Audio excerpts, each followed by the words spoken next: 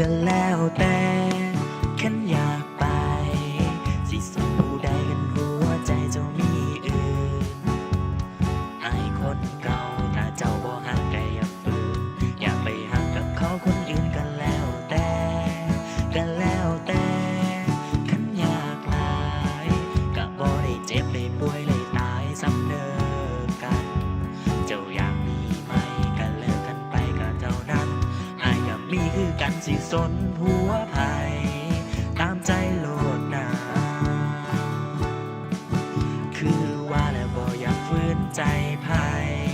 อยากอยู่กับไผอยากคบกับไผกันแล้วแต่คือว่าแล้วแต่ใจของเจ้า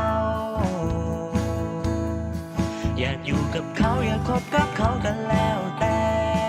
คันเขาหักแท้ก็ให้เฝ้าเลิกกับอายเลิกกันซ้ำนี้นะมันบ่ถึงตายสิเป็นจังไดกันแล้วแต่บ่ต้องมาแค่ว่าอายสิเป็นจังใด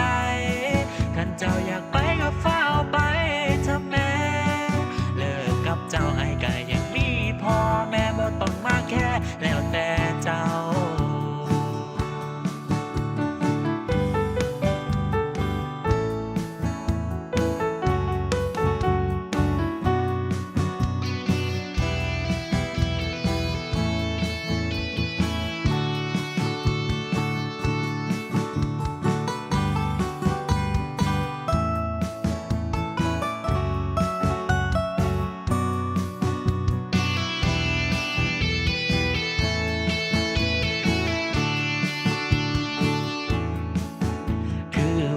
บ่อยากฝืนใจไผอยากอยู่กับไผอยากคบกับไผกันแล้วแต่